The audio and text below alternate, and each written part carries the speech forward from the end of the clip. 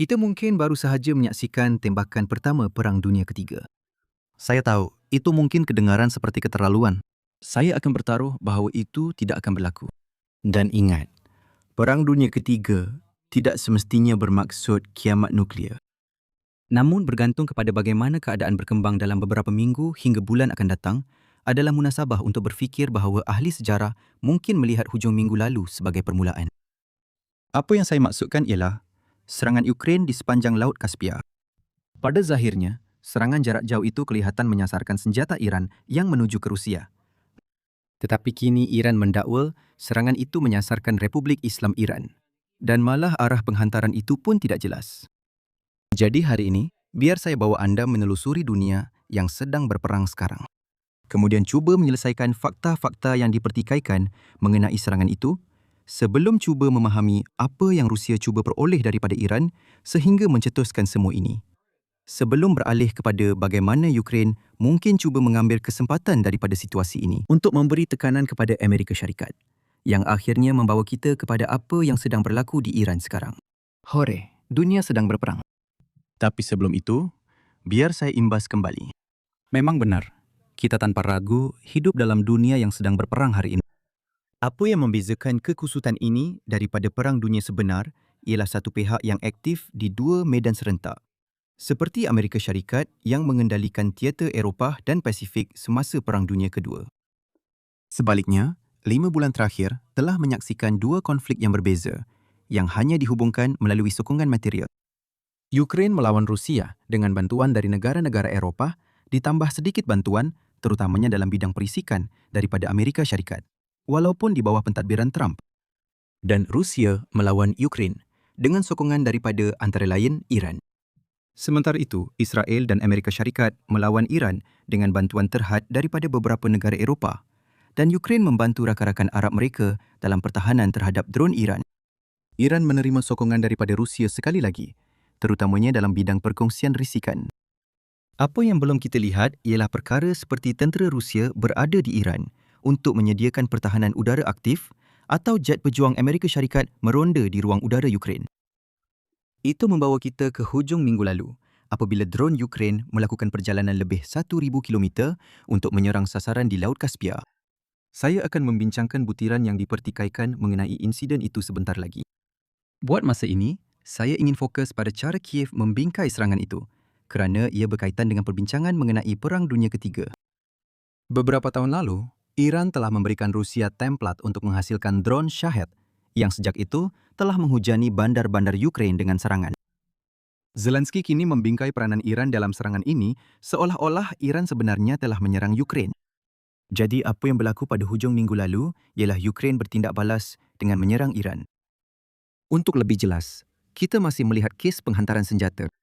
Namun anda boleh bayangkan bagaimana siri serangan balas-membalas ini boleh berkembang menjadi sesuatu yang lebih besar, yang kemudiannya akan menyebabkan hujung minggu lalu dianggap sebagai permulaan Perang Dunia Ketiga, menurut ahli sejarah pada masa hadapan. Tetapi kita semua perlu tunggu untuk melihat sama ada akan ada serangan berterusan. Untuk memastikan kita kekal fokus pada masa sekarang, biar saya beralih kepada perbincangan mengenai serangan Ukraine ke atas sasaran berkaitan Iran serta beberapa sasaran Rusia yang jelas di Laut Kaspia.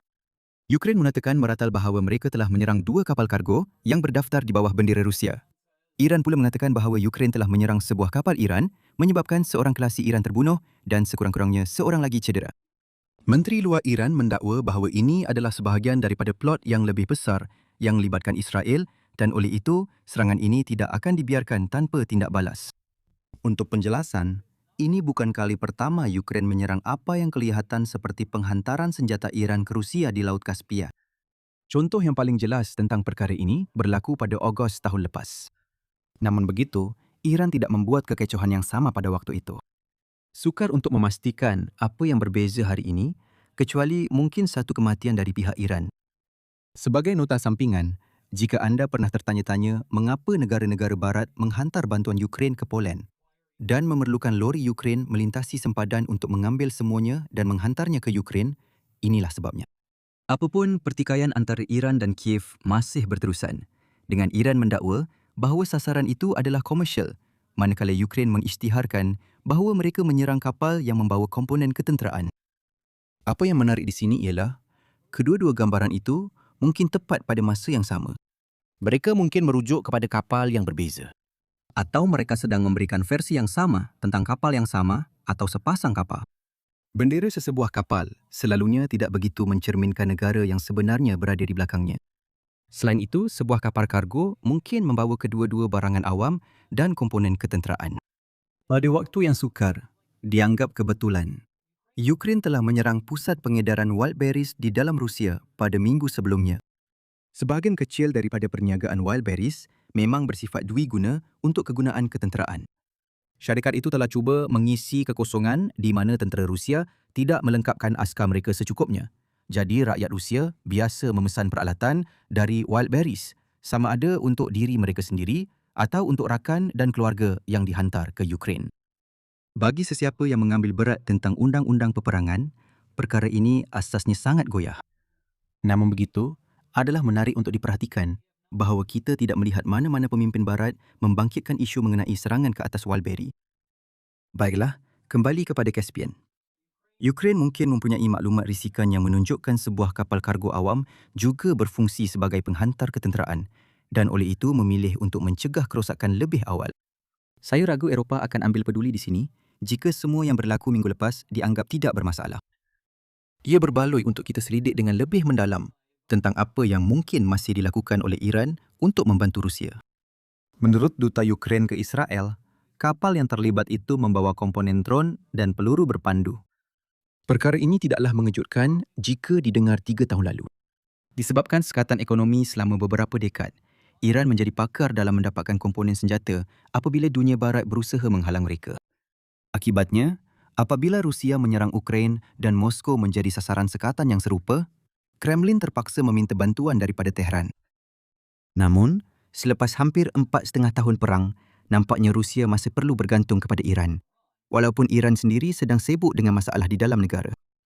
Untuk menambah kekeliruan, Rusia telah memperoleh lesen untuk menghasilkan drone Shahid dan menghasilkannya di dalam negara.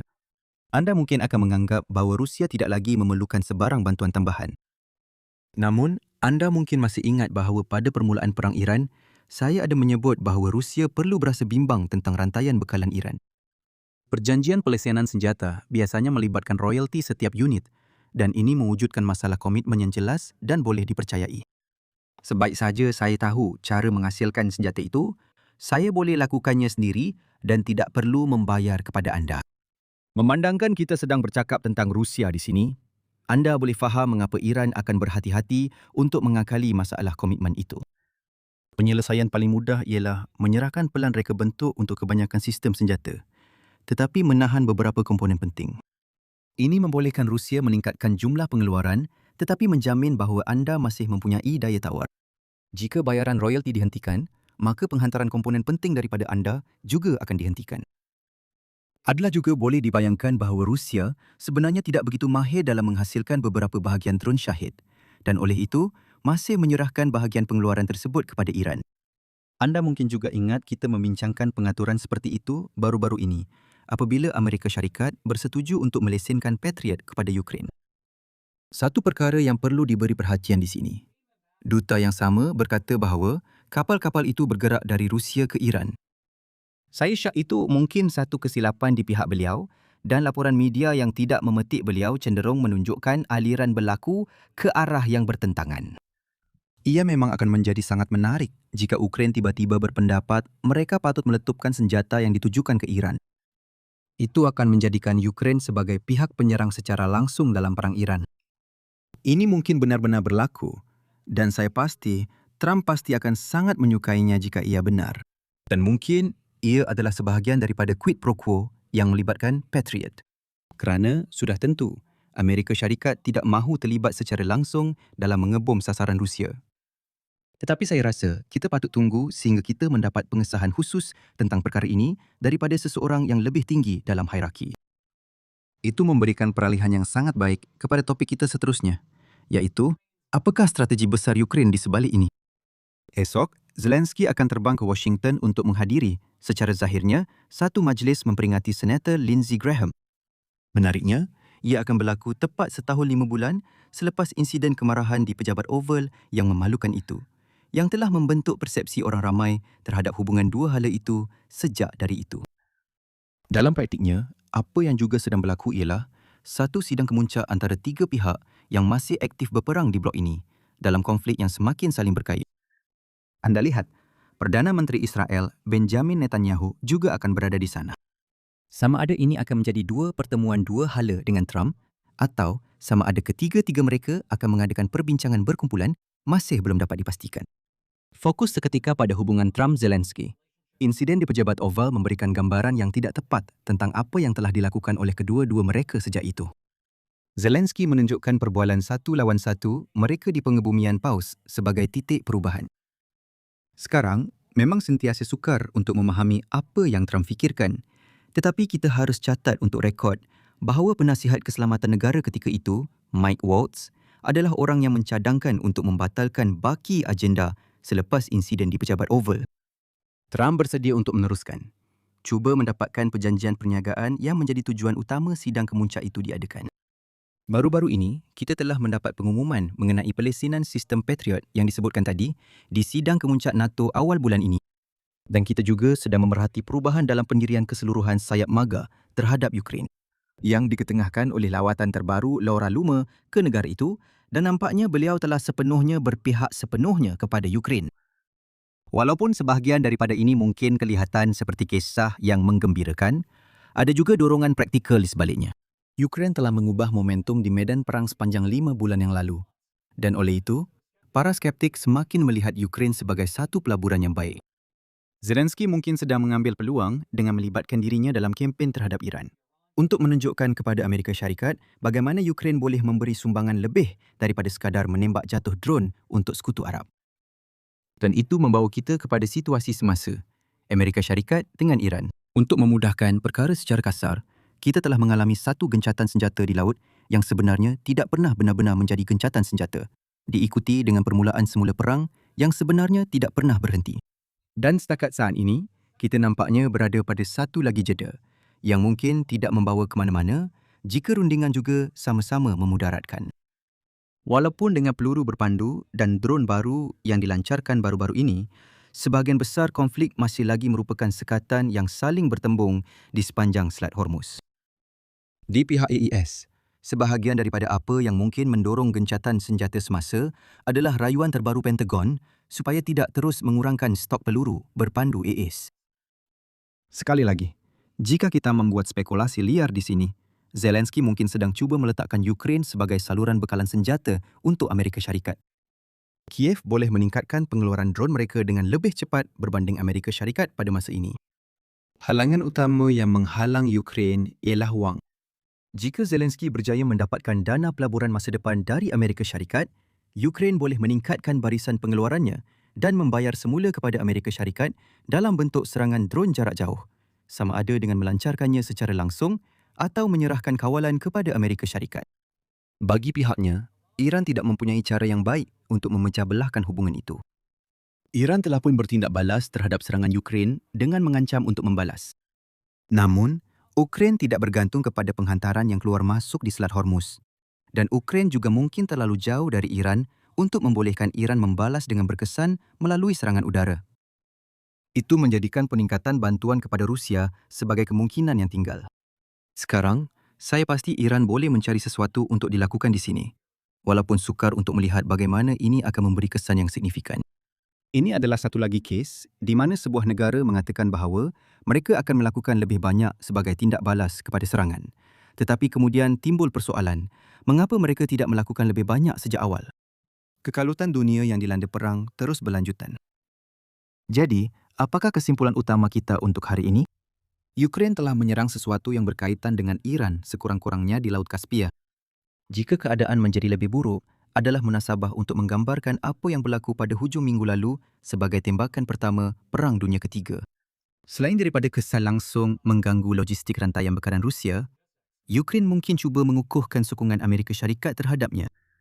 Kita mungkin perlu membincangkan semula perkara ini esok selepas kita mengetahui hasil sidang kemuncak di Washington. Sehingga itu, kita tidak boleh berbuat apa-apa mengenainya. Sementara itu, jika anda terlepas semua yang saya lakukan di saluran sekunder saya, terdapat banyak soalan menarik yang boleh saya jawab di Geopolitics Helpline. Ada juga yang mengatakan bahawa saluran sekunder saya kini adalah saluran utama. Anda boleh melihatnya dengan klik di sini. Dan jika anda menikmati video hari ini, sila suka, kongsi dan langgan. Dan saya akan jumpa anda esok. Mungkin di sini, mungkin di saluran yang satu lagi. Siapa tahu? Jaga diri.